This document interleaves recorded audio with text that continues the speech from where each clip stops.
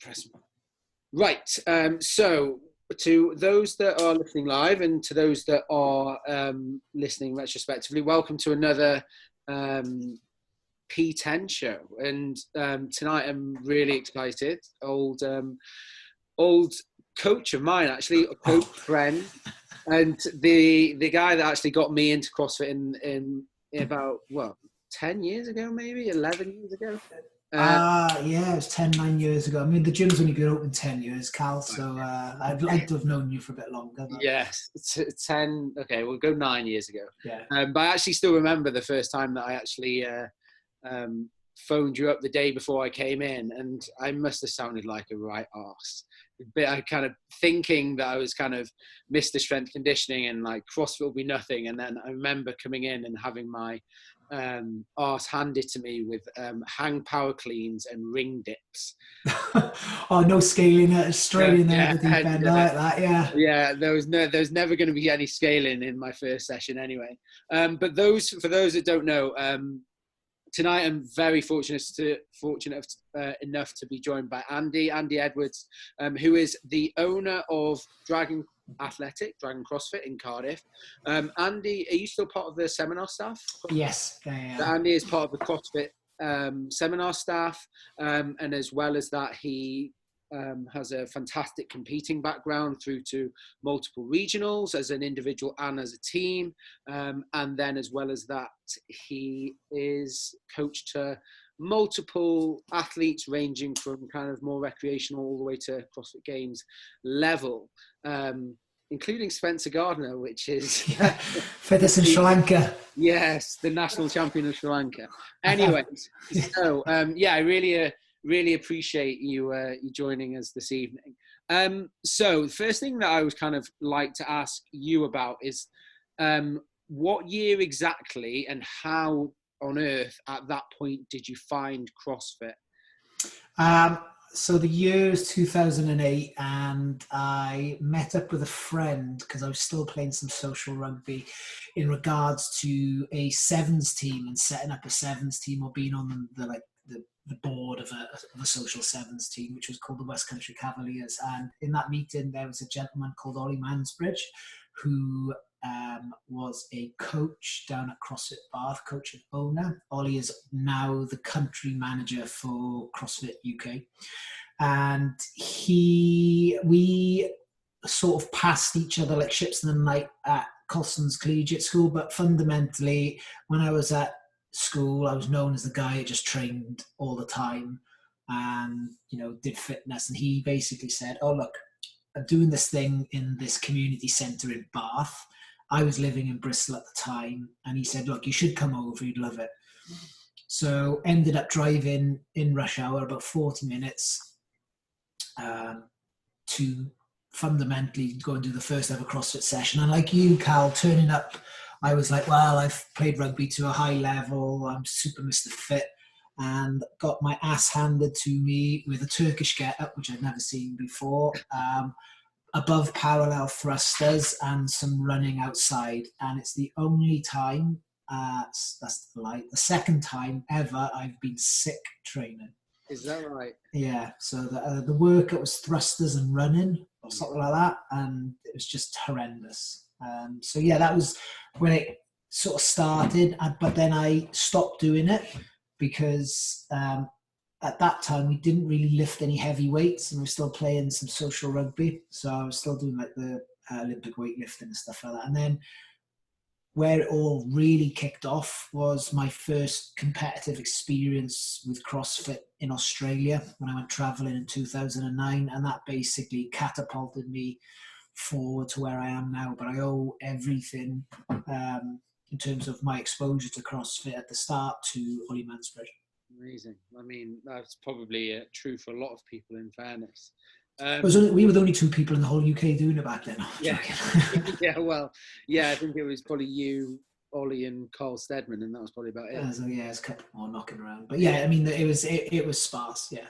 And so in Australia, then, were you part of an affiliate? Were you? So that was an accident, basically. I was playing rugby for Eastern Suburbs out and I was sat on the bench, because what they do in Australia, they have all the different grades of rugby. And so if you say you play in the third grade, but then you're on the bench for the third grade, you might go and like sit on the bench for the second grade or something like that. So I was on the bench for the next game, and I was chatting to a guy that I just played with, a guy called Luke Starr. And he set up an affiliate called CrossFit Active. They had no physical location at that time, but he, like Ollie, said, "Oh look, come along on this day, have a training session, see what you think." And so on this one, I turned up to a location at the bottom of on the north side of the Sydney Harbour Bridge. And it was a partner workout, I think, but it was like box jumps, burpee broad jumps, kettlebell swings. And again, it was about 5-6 of us, men and women. And, that's the first time I've actually trained co-ed. Was actually out in Australia. And it was, I just had fun. And then they said, "Oh, there's a competition on this weekend. Why don't you come down and have a look at it?" And it was called Wounded Warrior. So it was like a charity competition at a box called CFX. And I was like, "Oh, well, I'm going to turn up." And there's all these like ninja guys doing all these butterfly pull-ups and all this kind of stuff, completely not understanding the concept really of heavy loading, etc., or pacing or anything like that. I know he turned up this competition, and the elite category of this competition, which I signed myself up for, obviously, but was really low down the pecking order, were all these like tank dudes. I'm just like, well, I've not seen these kind of shapes in rugby before. I'm like, what the hell's going on? Anyway, had my ass handed to me, have never trained as hard as that in my life, or performed as hard as that in my life in terms of physical exercise, to the point where, you're on your back and like, it's when you first start and you don't have any breaks, you don't know what to expect, the body's not used to it, so you just throw yourself in. And yeah, that moment there, I knew that this was the training methodology I was going to be doing probably for the rest of my life. And, that's why I'm a massive advocate of it, really. Amazing. And so, was just going back, CrossFit Active, is that the one? Is that Chad McKay? Is that where he was? So Luke, the original owners were Luke, Ben Perrin and Chad McKay. Ben went to become a fireman, and then as I left to come back to the UK, Patrick Fitzsimmons bought in there. So there's at the moment, Luke has now set up his own strength and conditioning online programming called Star Strength and Conditioning, and Chad is still and Fitzy is still the affiliate owners there. So yeah, Chad McKay was an absolute monster. And like, this, I guess this is where, whether you want to sort of say CrossFit finds these people, or other sports finds these people. Like, Chad was a legitimate athlete, and his sport that he played growing up was softball. Yeah. Wow. He must have a bit of Tongan in him, because he's got the biggest calves in the world. But I mean, it's amazing how the similarities of a CrossFit Games athlete in 2010 are very similar to a CrossFit Games athlete now in 2020. So the reason why I said that is that on, basically joining CrossFit Active, or just helping those guys set up their physical location, I spent a lot of time with Chad, trained a lot with Chad, and I learned a lot from him in terms of the development of a CrossFit athlete that way, and what it takes to get there. And it came down to nutrition. That was fundamentally the number one thing that he focused on, along with his training, and his life was geared towards getting to the CrossFit Games. Chad now is 35, 36, maybe a little bit older, and I've always asked him, because he still goes out to the CrossFit Games and coaches a masters athlete, Lynn Natman, and I always ask him, how come you're not doing this? And he said, I can't do it. He said, I will absolutely ruin my life with my dad now. He's got another one on the way, and he's like, I can't make the commitment, because I'm not just going to turn up and go through the process. I want to come here and I win, and that takes a massive chunk out of his life. So he competed when he had the opportunity to compete, and then obviously said, thank you, I've had enough. And then he's gone and obviously built a gym with 2 or 3 locations now. No, I mean, he was, particularly coming into the sport, he was definitely one of the people that I like kind of fanboy over. He was, for those that are kind of listening and maybe a bit new to CrossFit, I mean, he was an absolute brute of a guy. He was a tank. He was your first big official CrossFitter. So he turned up at the CrossFit Games as 220 pounds, 6'2", ripped to the gills, but huge aerobic capacity, you know, and as most people from down under New Zealand, you know, good swimmer, loved fitness. One of his things that he would do religiously every Sunday would be do widths of Bondi Beach, so on the sand. So I went along for a couple of those. The first few were pretty miserable, but you do, you know, become accustomed to it over time. But just put that into perspective for a second. What I just said is you're doing widths of Bondi Beach. It's not exactly the worst thing you could probably be doing, is it? No. You know, a nice sunny weather, you know, fairly busy, you know, running up and down, getting to, you know, take everything in. But he would never have an ice cream after he'd done it. Disciplined. Yes, very much. Yeah, so unbelievable. How did it go from then to obviously 2009, then coming back, and was it an immediate process that you got into establishing Dragon CrossFit? So I qualified as a personal trainer when I was at university. So I studied chemistry and business, joint honours at Bath University. But after the first year, I knew I wasn't going to ever do chemistry as a career. But I was too scared to quit, maybe go and do sport or find something else. Anyway, cut a long story short, in my final year, the University of Bath has got an incredible sports education section as well, and they launched personal training NVQs and stuff like that. So I decided to stay on a summer and qualify up as a personal trainer, fitness instructor, etc. However, I got to the end of that and I was like, I don't ever see a career in fitness, if I'm being perfectly honest. You know, I had friends going off to work for HSBC, Deloitte, all this kind of stuff, and working in a gym just did not float my boat at that moment, even though I guess it's my calling. And then, cut a long story short, what happened is that CrossFit, or seeing what the guys had out in Australia, sparked something in me where I was toying with the idea of staying out in Australia or maybe getting involved or something like that, you know, but I had no money. And then my mum was ill, so I decided to come back. And from there, I actually did my level 1 in New Zealand, the first ever level 1 that they had in New Zealand. I attended that.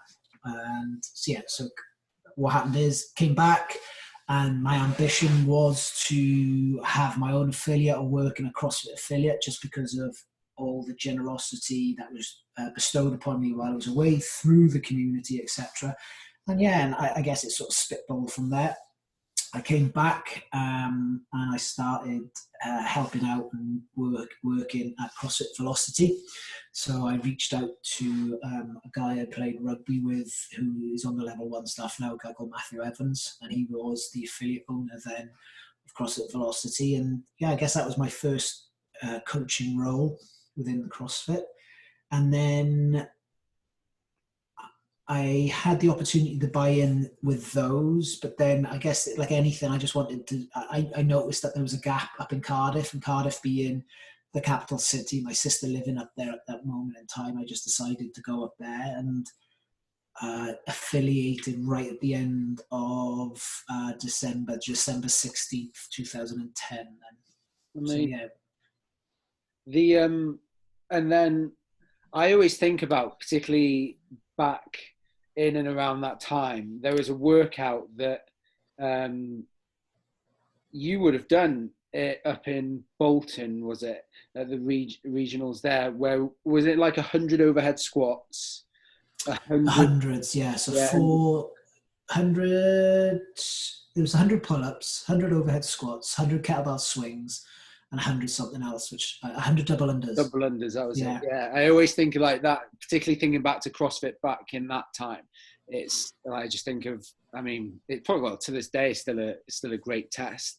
But obviously, like, you were there, and like, even, and I know that kind of obviously CrossFit in the way it's evolved is a huge event now, but even in the context of what it was then, like that regionals, that was a huge event as well. And it, like, even in the context of what we know 2008 to be at the ranch as the games, like the regionals were a much bigger event than that in itself. Yeah. Well, I mean, that was the first European regionals I went to, and that was actually smaller than the Australian one I was in the year before. Oh, really? Yeah, just because of where the sport was in regards to its infancy, basically. So anything sport or fitness industry-wise tends to be taken up a little bit quicker in Southern California and Australia. Obvious reasons, people like to look a little bit fit. you know. But what did happen in that Bolton one was the level of athlete at the top. So bear in mind, obviously, Nico Salo had a bye to go through, but the guy who won the regionals was a guy called Thomas Vagno. Yeah. And the dude was crazy, carved out of stone. You know, it's just something that, you know, everyone gives it the shout straight away. Right, son, right. It's not. It's just that he is just a unbelievable athlete, unbelievably strong, and had capacity at the same time. And so that's when, you know, someone thrusted 120 kilos. I mean, like today, that just goes on now and then, but everyone was kind of like 100 kilos, and then you get to the 105, and then maybe like 60% of the guys would thrust 105 kilos, and then another, you know, 40% after that drop out of 110, and then you had like one or two people. You know, you fast forward now to 10 years. I mean, at regionals level, everyone would probably thrust their 120 kilos. So, you know, that's just the way the sport's gone and developed. You know? But still, like, particularly being a part of the sport at that time, and I know, like you say, the sport definitely has evolved. There was still some, I mean, even yourself, and even in the regionals, and although you went team in 2012, was it, like the standard was still still very high. What do you think in terms of your own personal performance kind of caused you to kind of just develop in the way that you did? Obviously, with the strong background, did you place certain areas of focus in your own kind of training? How do you govern that? I've been fit and I can suffer. Unfortunately, I've never necessarily been the strongest. I'm not weak by any imagination, but I tend to lose strength fairly quickly. I have to train it, and if I train it too much, I then lose fitness. That's me personally. But I got to the standard of you know, competing at the regionals, doing well within the open, because that was my bag, that was my jam. And there was only about 5 people doing it at that time as well. Yeah, and I'd probably say, you know, even to this day, just with elements of fitness like that, if I had the ability to train as much as that, I could probably not at the top, but I mean, like, be fairly competitive at that. But like, yeah, it got to the point where strength it was a major focus, but it wasn't how can I put it? It wasn't a deal breaker like it is now. I mean, because obviously stuff gets heavier. You know, just the lowest rung of that ladder is now so far up in terms of an athlete's ability to move load. Yeah. You know, and I think we definitely saw over the first part of that 10-year development that strength obviously ran away with it a little bit. You know, some of the numbers that people moving were exceptional. Not to say that Matt Fraser, Pat Vellner and all those guys aren't exceptionally strong now. However, they're a lot stronger guys with less engine seem to get through at that point, versus now they have everything. Yeah. Oh, yeah, definitely. And yeah, I completely know what you're saying. What do you recall of the experience in Copenhagen? Because that was a hell of a weekend. So the next year you went to the 2012 regionals as part of the team. Yeah, so we went to Copenhagen. The gym went to Copenhagen 3 times. So 2012, 2014, and then 2017 or 16. I can't remember. Anyway, so 2012. Um, I think we finished fifth Yeah, it or was. eighth or something like that. I can't remember. And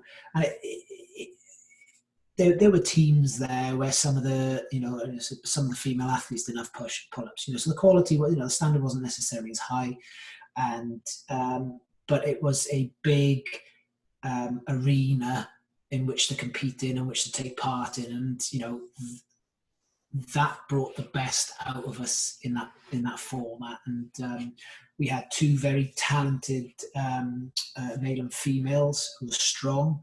So Naomi Thomas and Mikey Fox, and I think they finished like top 3 or top 5 in the dumbbell snatch Yes.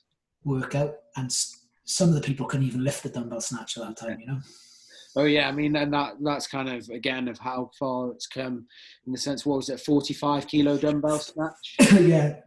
So 45 kilo dumbbell, I couldn't do it. Foxy was pretty comfortable. I did have a go at it though last year in the summer at a competition, and I ended up tearing my bicep.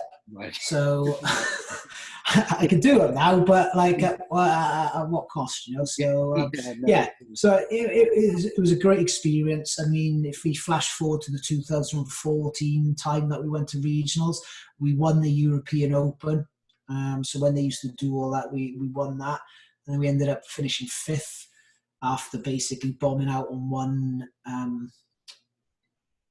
workout, which was a bitter pill to swallow, because obviously we done so well throughout the weekend, but that's sport. Yeah, I mean, the that was in. Has it been in Copenhagen every time that you've been? And then once I've forgotten again. So I keep forgetting that we went to regionals in Berlin. Just because I had as a competitor, I'd had such a big time off. So whenever the last time was in Berlin, we competed there. So much so I've forgotten. We had a Dragon CrossFit quiz on the weekend, and they asked me how many times I've been to regionals, and I went 4. And then I actually got corrected by someone saying, no, you've been 5 times. I was like, okay. Yeah, so twice to Copenhagen as a team, and then Berlin. Berlin was amazing. It was good event. It was good. It was a good event. I'm very lucky to have had experience of that before regionals got taken away. So very grateful for that opportunity. How do you think in terms of your? At what point did the coaching become more than just a CrossFit class coach, and you started offering more personalized structures, and how did that come about? I think it's always been there, because I've always been on that competitive wave, and so understanding the demands of any sport or sport and how the best to prepare for that has always led me to look outside of or for other training disciplines in regards to improve performance within CrossFit, and the actual coaching element. So I just want to see people do really well. I like to see improvement. I like to see people do certain things in a certain way. I can see movement pretty. It's just one of my things. It's just I can see where someone can make some change, or give them the opportunity to see if it works something slightly differently. Because one thing a weightlifting coach once told me, and I always kind of hold to this. So he comes from an Olympic weightlifting background, and Abajev, who was the famous Bulgarian weightlifting coach, was asked after one of his athletes won the world championships, what if his technique was better? And the coach turns around and says, his technique is fine, he's world champion. Yeah. Did you see what I mean? So there's principles at play within particular movements, but if something looks generally efficient and it gets the job done, then it works. I mean, you look at a fantastic athlete like Sam Briggs. I mean, no one would say she's the best mover in the world, but it works for her. Yeah. So You spoke about previously, obviously alluding like the stronger guys would get away with it back in the day a bit more than what they would now. In terms of developing a foundation within maybe not a complete beginner way CrossFitter, sorry, but then someone who maybe wants to look at that kind of first initial step out of a class into something a bit more competitive. What's the kind of the foundation built upon? Is it aerobic capacity? Is it strength? What do you kind of prioritize in that? I would generally say what that person's biggest weakness is. Okay. And I think if you have a look at the best people within CrossFit, they've got better through eradicating their weaker areas. So you have a look at, let's just take Rich Froning as an example, couldn't do a rope climb, lost the games, came back, could do rope climbs all day. Matt Fraser, came second after losing out on the pig, bought a pig, went and eradicated that weakness. So again, you can it falls within the CrossFit methodology. So if those of you that are watching the video, or there's a lecture where we talk about one of the models that creates fitness, or what is fitness, and that's called the Hopper model. And in that, it's about performing statistically best. And to perform statistically best, you are going to do more for your fitness and for your results overall if you eradicate weakness, because your strengths are always going to be your strengths. That being said, depending on the athlete and depending not necessarily the level, but what kind of competition they want to do, strength is always going to underpin it. And then you can always build aerobic capacity over a given amount of time. Yeah. But what fundamentally, if someone says comes out the class, and we don't get so much of it anymore now, but we do get it, I want to compete, then you've just got to do CrossFit for a little bit, get efficient with a barbell, and then just see where you stack up before prioritizing something. So say, for example, someone wants to compete, I say, okay, let's give you 5 typical CrossFit workouts. I want you to snatch. I want you to do a 1 RM snatch. It's the most complex barbell movement. See what your movements, patterns are like, mobility, etc. I want you to do Fran. All right, can you do high volume? Well, not high volume, but high rate pull-ups and thrusters. Something like Nasty Girls, chuck Cindy in there, just to sort of see their movement patterns, because you can teach anyone to run, and running will help with general overall fitness. But fundamentally, in a local competition, CrossFit is a gym-based sport. And it only really breaks out of being a gym-based sport when you go to the top level of the CrossFit Games. And that's where you see people like Tia Claire, Kristen, and Jamie Green that I work with start to take on to their own, because a lot of the competitors are very much the same, and it's only at those peripheries or where those natural athletes they start to take away. I mean, there's a video today of Matt Fraser doing a back somersault from standing. Yeah, I did see that.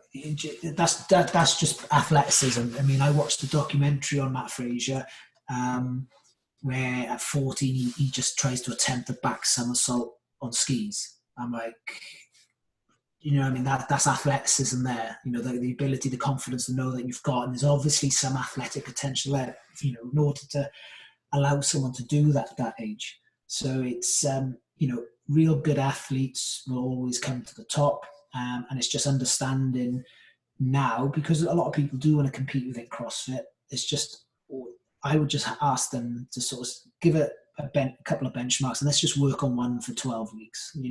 So, okay, you can't snatch body weight. Well, you need to snatch body weight. That's the first one. So we have to do some strength development. We have to do some technical development, and so on and so forth. They do Fran.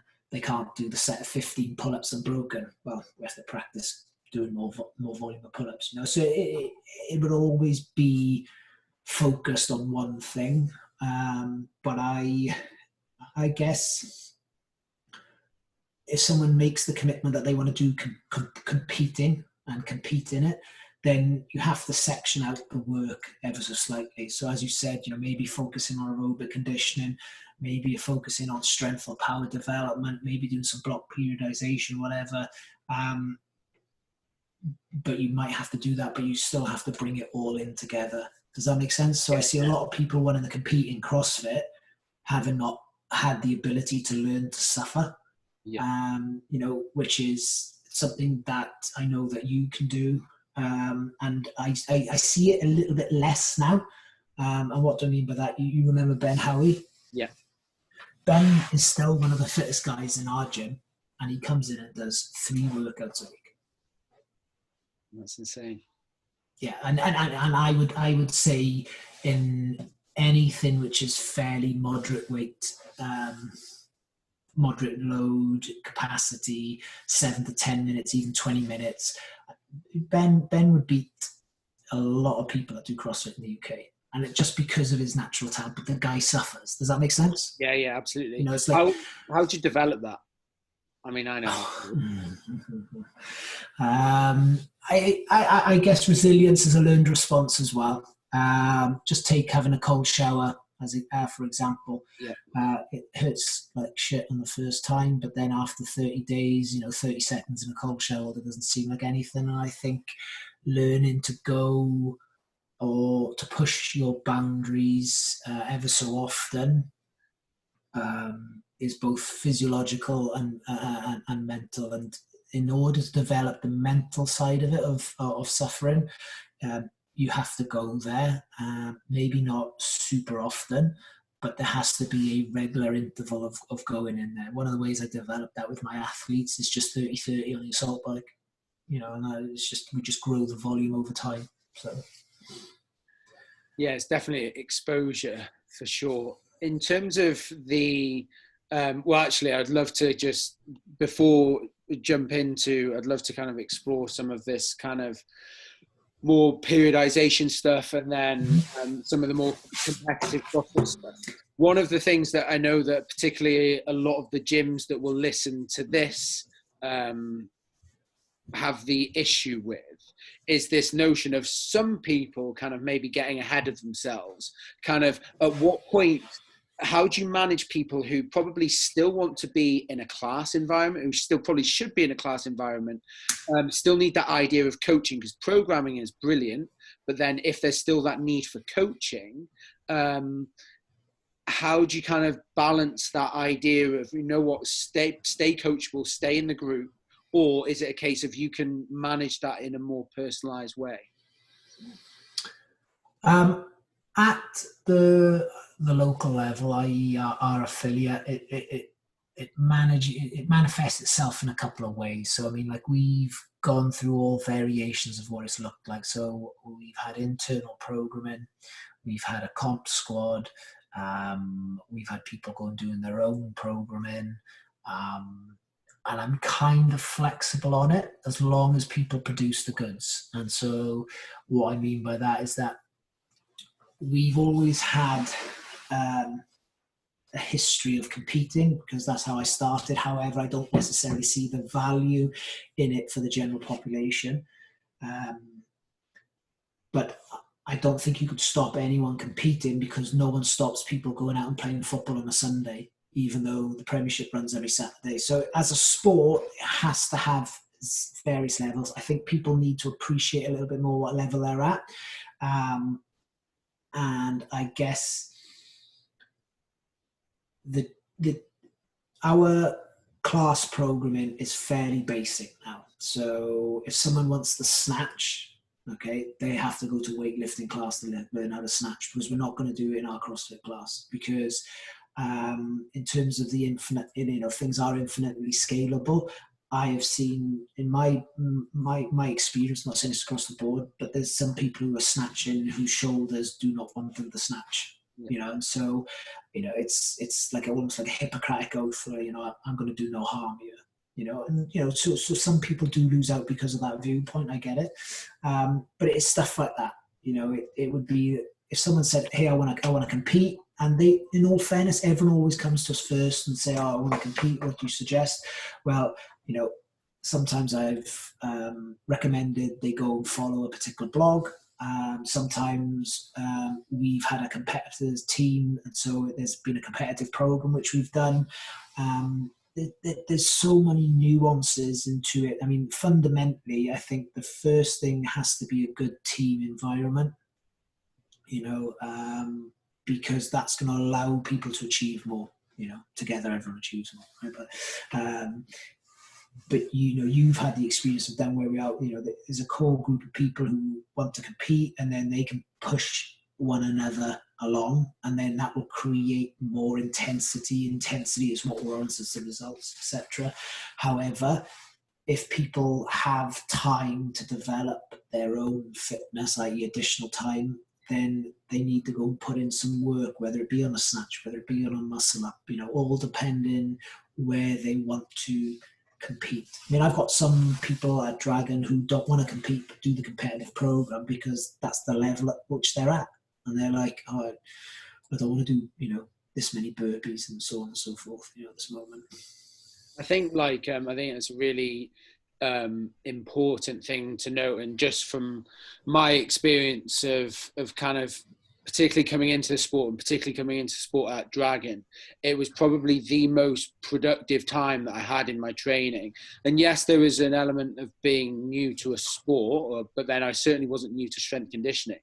But large parts of that was the notion of application of intensity, and you cannot undervalue that enough, in the sense that the average squat of our training group was 160 at the time, and I've never seen my squat rise that quickly, because you're just forced to live with the people that you're surrounded by, and then so formulating this idea of a squad, and then as well as that, you were never allowed to, it kind of comes down to this quality over quantity as well, to some respect. And I think that for most people, and again, if we talk about these people that are coming, kind of flirting with the idea of leaving a class environment, like if you're going to lose out on intensity as a result of doing that, you might be shooting yourself in the foot in some respects. I appreciate that you might get greater exposure to some of your weaknesses. That's cool, but particularly making time for intensity is really, really important. Really important. Yeah, it comes down to what people's goals are. Because sometimes I think people just don't know what they want. They see people doing this other stuff, and they're like, "Oh, I want a bit of that," and that's not a bad thing. But what I think is letting them down, or not fulfilling the experience, or maybe accelerating them being washed out of maybe a class or maybe a gym. And what I mean by washed out is like, oh, I'm done with this CrossFit kind of stuff and so on. It's not actually taking the necessary steps to see improvement, and it's trying to chase everything a little bit too quickly, rather than just saying, do you know what? I'm just going to go with the flow, and as and when it takes, little things like, I don't know, turning a kipping pull-up into a butterfly pull-up. I mean, you can still do that in a class. You can still have the opportunity. I'm pretty sure most CrossFit gyms will coach it and try and work the efficiency, and you actually have hands-on, eyes-on in that moment, rather than just trying to figure it out yourself. Does that make sense? Yeah. No, absolutely. And it does, like I say, it does make a huge difference. In terms of then the role of, how would you kind of define your role, particularly within the CrossFit Games levels, like whether it's CrossFit Games or kind of more advanced competitors that you work with? And then you work with the likes of Jamie Green and Elliot still, and no, Elliot works with everyone gets completely, like, Elliot's been with James Josie for a long time now. I'm a good friend of Elliot's, so I hang around like a bad smell, basically.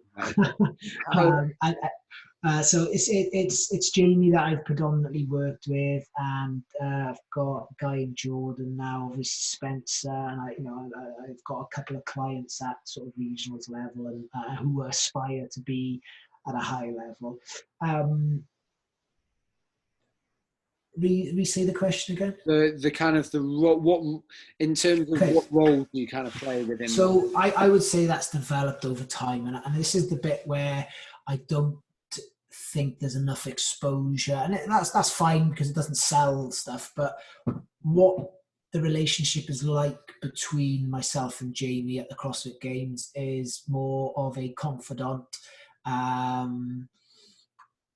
She talks with me in regards to strategy in terms of programming.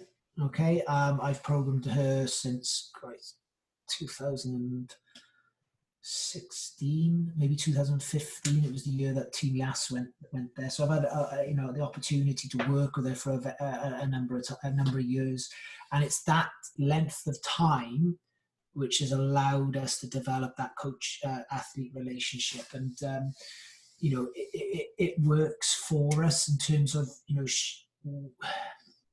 we're both of us are fairly introvert. Okay, so it's not like I'm on the phone all the time to her and she's on the phone all the time back to me.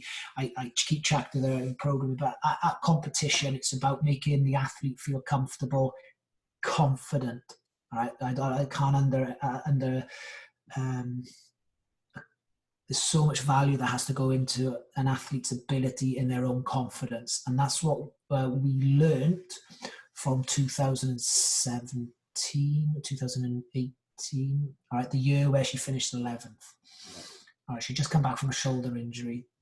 She made a massive impact onto the scene the year before. And the second year, I won't go into too much detail, but there was a distinct personality difference between her finishing third, her finishing 11th, and her finishing 10th. Okay, so if you take that second year out, okay, you could see a very positive trajectory. If you imagine, and it all comes down to headspace. So we hired in Emma from Limitless Mindset. That helped a lot, because then that took a weight off me trying to do something which I'm not necessarily comfortable with. What I'm there for with Jamie in that sense is, right, this is what you can do. This is what we know you can do. How are you thinking of breaking it up? This is my thoughts on how I think you should attack and play it. You can do this and all that. Whereas the mindset coach Emma will probably talk about the feelings and all this kind of stuff, and it's it seems to work. It's a great team setup that we've got there. But in terms of, the nuts and bolts of Jamie, in terms of her programming, it's the same with all the athletes, is that I identify their weaknesses and I make them do a lot of it. So much so that they hate me. Yeah. And I'm like, oh, that's my job. I've got like today I had a couple of texts from athletes that took some photos of another CrossFit Games athlete's Instagram account and says, I want to do this workout. I'm like, that's cool, you can do that workout in 2 weeks. Oh yeah, but I want to do it this week. I'm like, there's no point in you doing it. Yeah. You still get the same sort of things even for, sort of like games levels athletes, etc. Because that's what the world is now. You've got access to everything.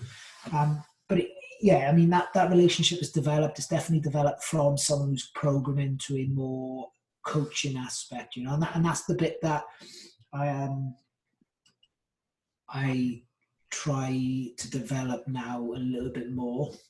But I find it very difficult online myself. Is more of a guidance. Is that having the experience? If we go back to Chad McKay and seeing, what Jamie does. Just let's talk about the experience which I can offer someone. I saw someone give 100% to their nutrition. I've seen someone give 100% to their nutrition. In the Chad McKay, Jamie Green. Both of them have cheat days or cheat meals and stuff like that. But the level at which these people do the extra bits to allow them to excel and create that intensity within training, i.e. going to bed early, eating well, hydration, taking time out to concentrate on certain other things, getting their diary sorted. It's all those little things which add up the 1%, as Team Sky,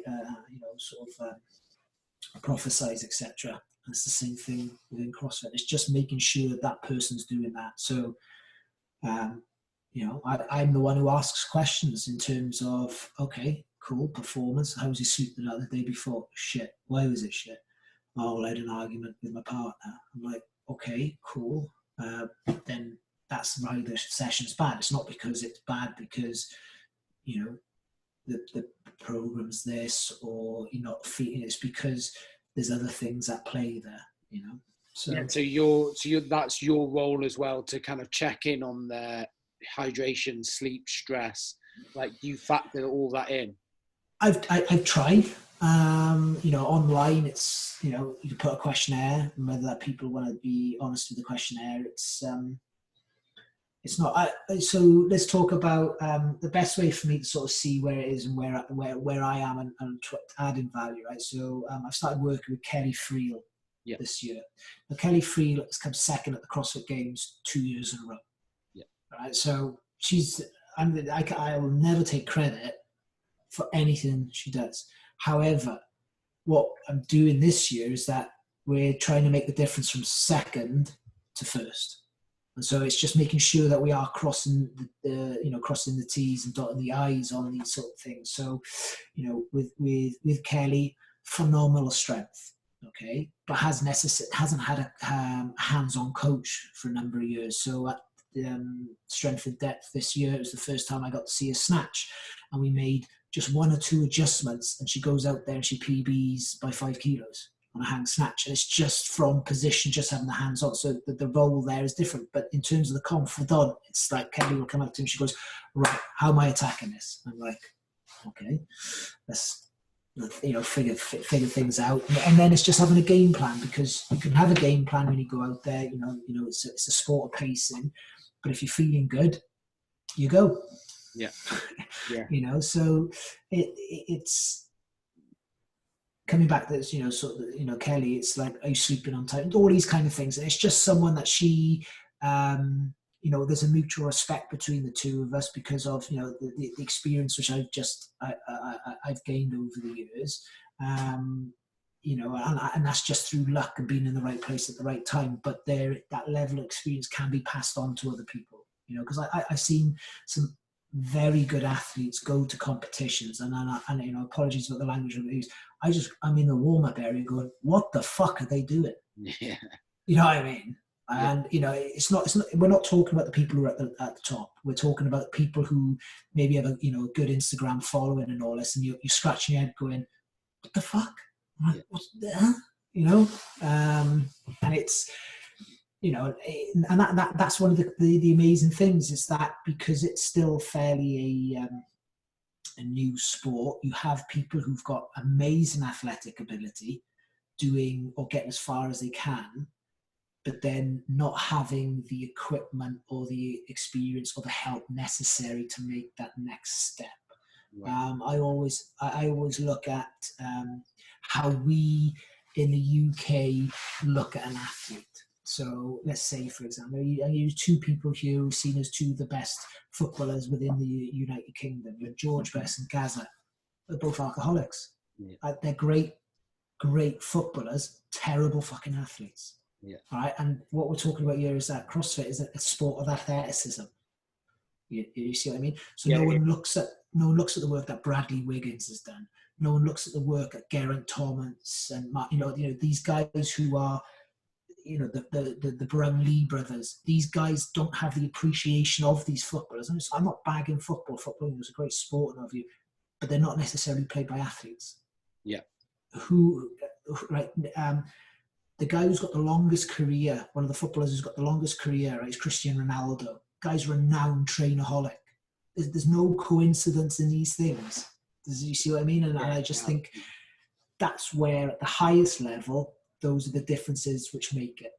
So if you've got, hard work beats talent when talent does not work hard. And it means that when talent misses a certain couple of things as well. Yeah. No. You know, so... One of the things I'd love to, particularly talking about things like confidence, obviously you've got, particularly with someone like Jamie, you spoke about using Emma and that kind of psychology support. There was Chris Hinshaw talks about almost like programming for an athlete's confidence. Is that something that you would kind of factor in the lead up to maybe a big competition, or? I might do it intuitively, and what I mean by that is this is just again based off my own experience rather. But it's just like if I been confident that I've put the work in, if I know I've had certain touches of suffering within my training, that puts me into a headspace where I can go out and I can give it all and my best, and that's what I've seen in regards to putting in confidence within athletes, is making sure that they do the work, and they do the work which allows them to see the improvement. So I'm working with a guy at the moment. He wants to get 120 kilo snatch. He's had an injury, so he'll be able to snatch for a bit.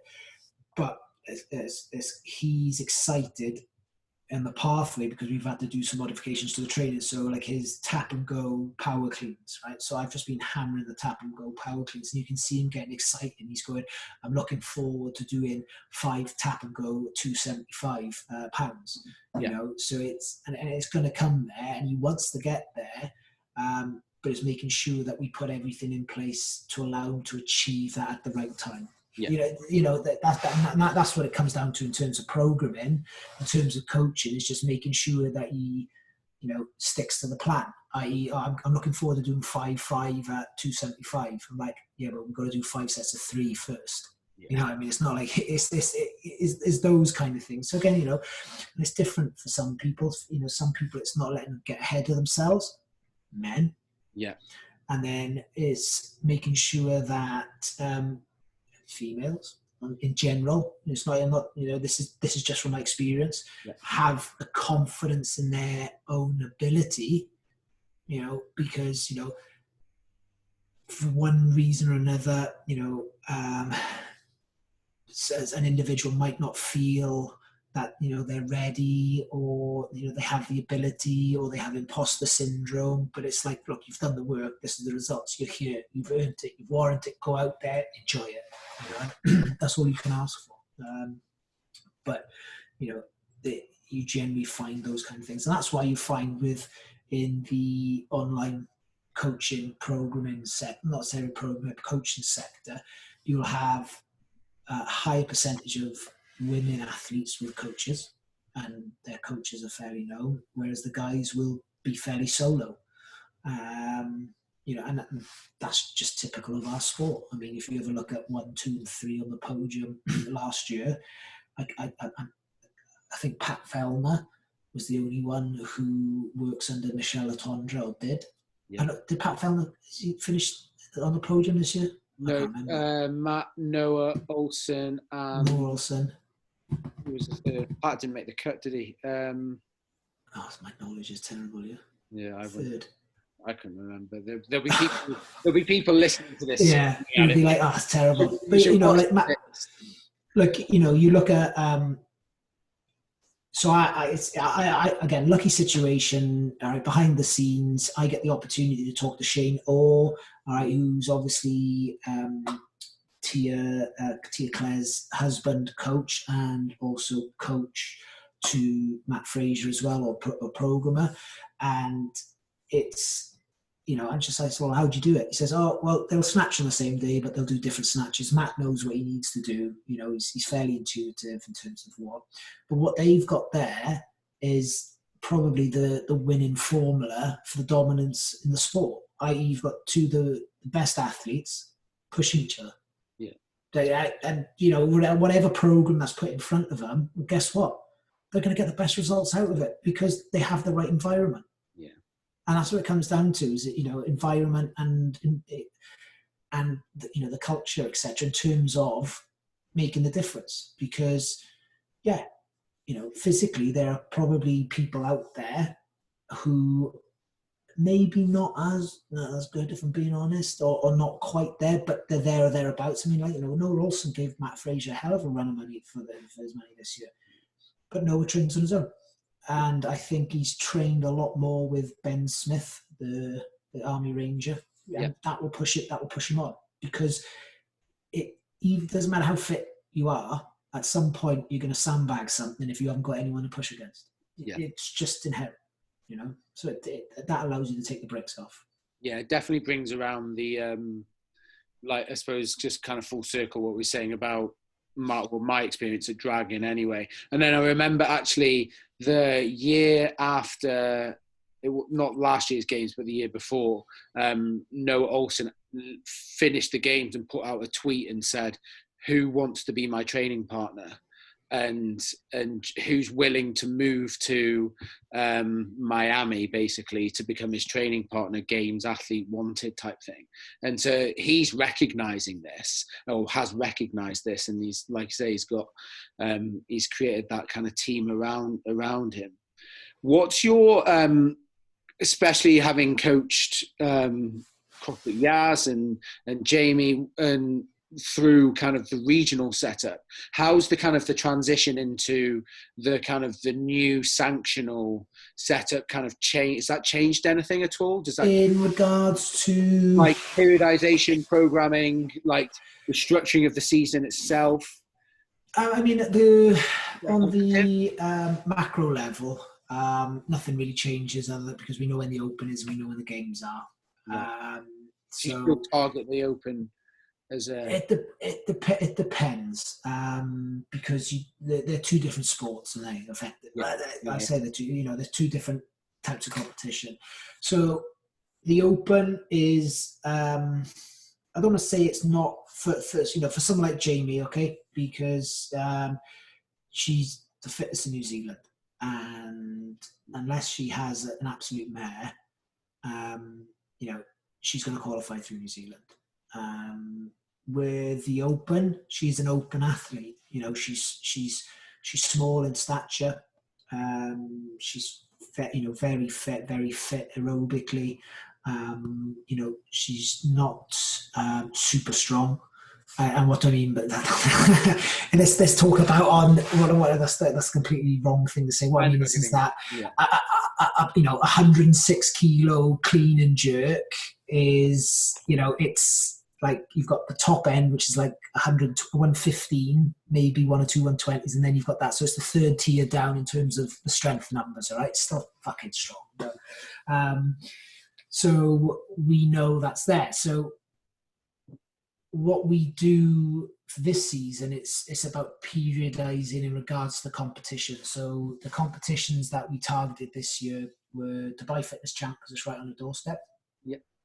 And then the Rogue Invitational. Now, the Dubai Fitness Champ this year is a slightly different one compared to last year in terms of, I asked Jamie what she wants to do. She says, I just want to go and have fun. I'm getting married next month.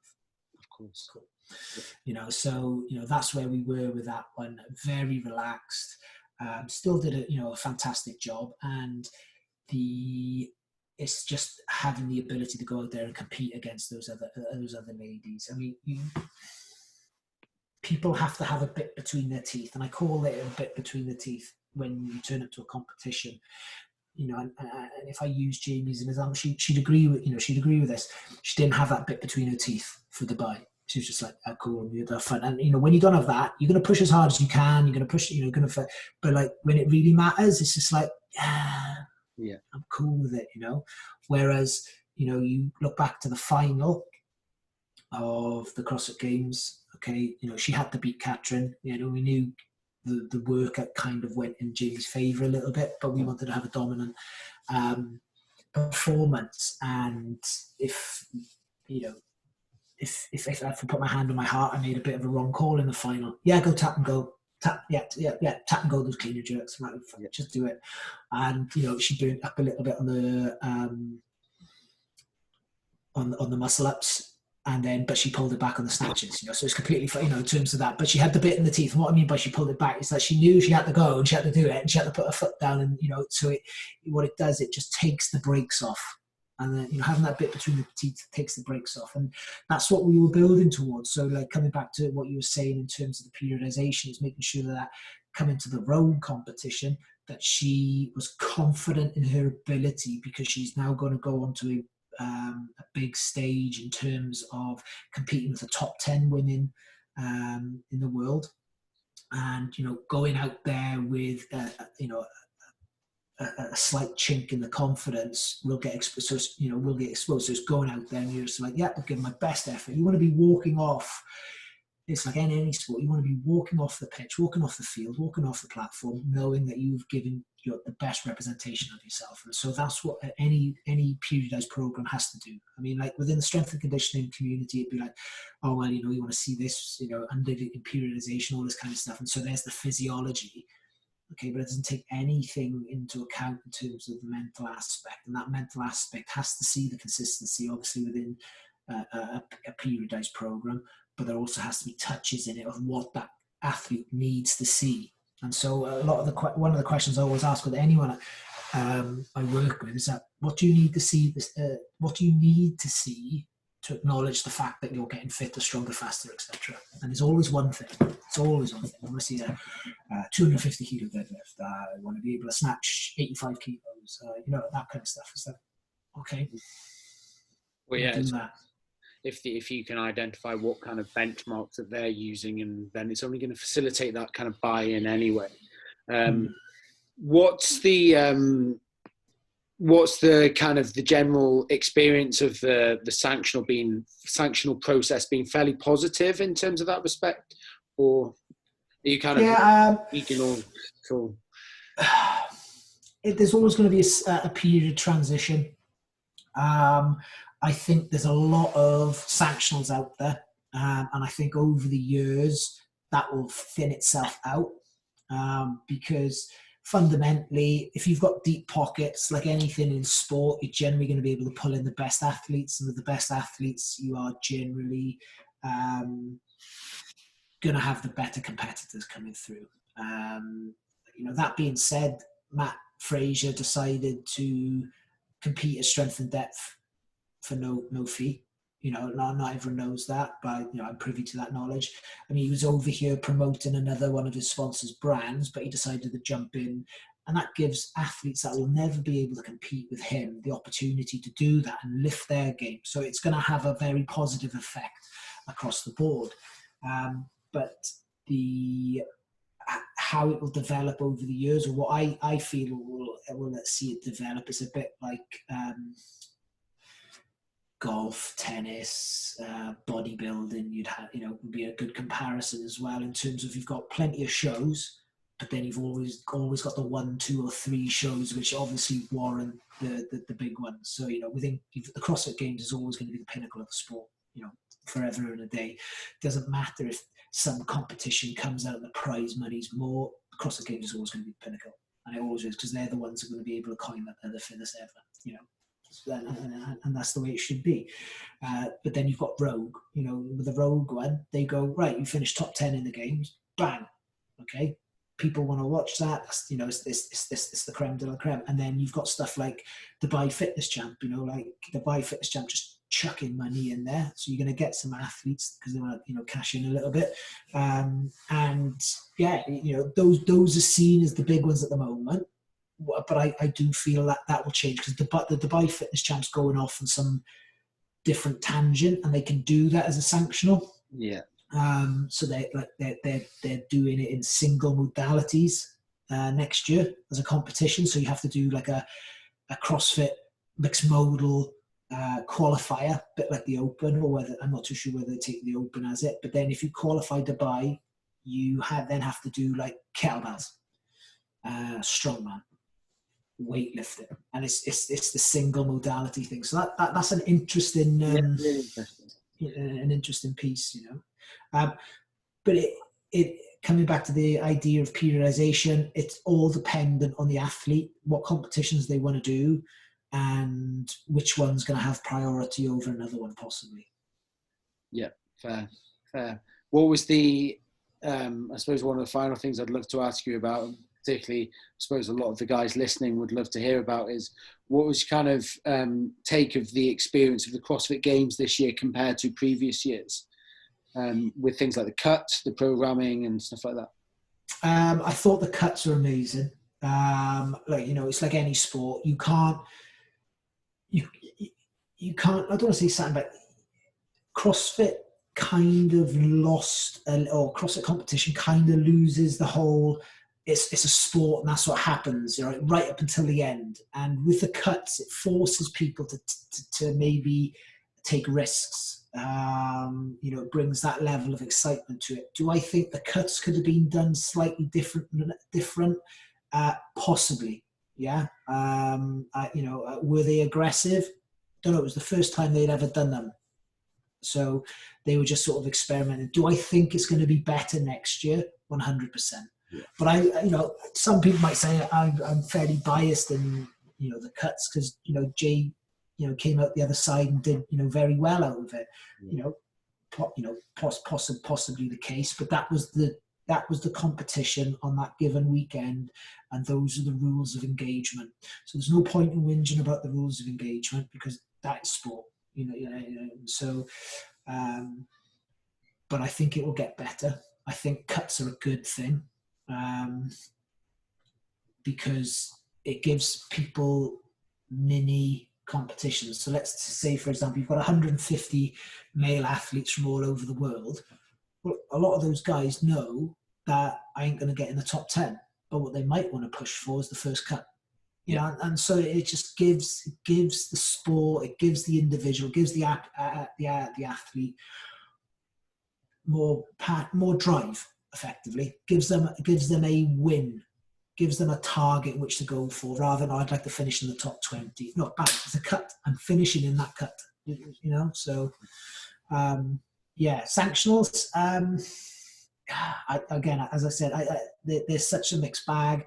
The programming's indifferent. Some people try and be clever, whereas realistically, we're trying to test fitness, work capacity across broad time and modal domains, and let's not try and reinvent the wheel. Let's just watch hard competitions. Let's have a race on our hands. Let's do something which allows the audience to see something take place, someone overtake, and so on and so forth, and all good.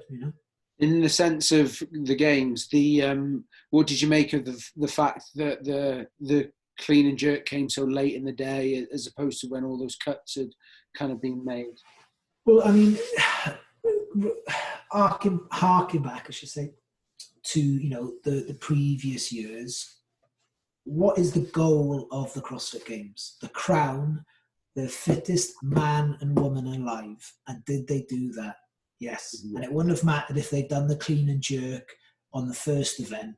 The same two people would have won the CrossFit Games. So it's achieved its task. Had it come in earlier, yes, the makeup of some of the athletes underneath the podium or around the podium might have been different. But on that given weekend, that's the best people who came, forward. I'm just trying to think of a massive upset in football, because my sports general knowledge isn't the best. But okay,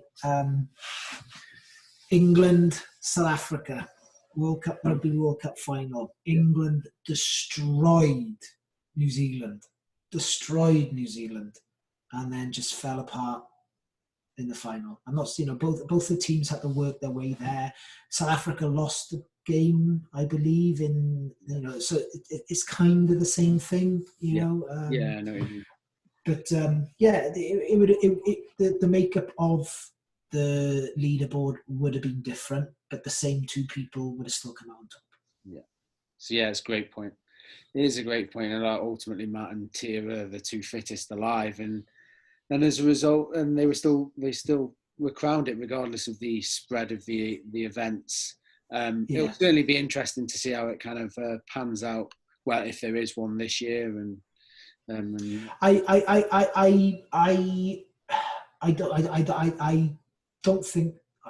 don't know. Yeah.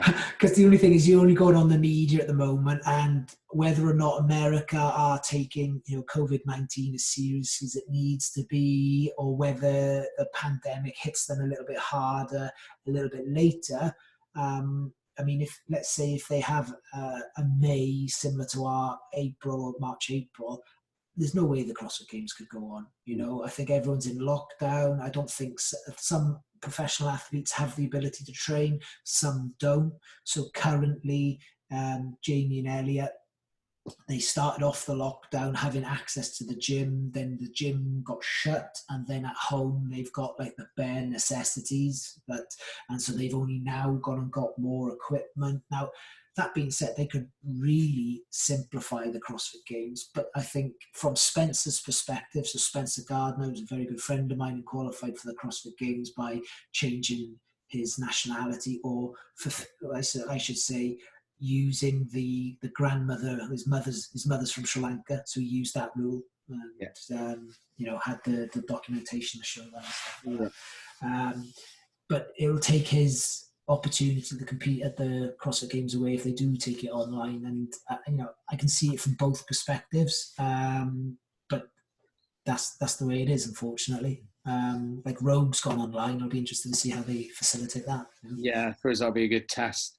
I mean, it's kind of one of those things where it's probably a bit bigger than sport at this moment, and we'll just see how it pans out. Out. Well, I mean, like the Olympics have decided to go bang.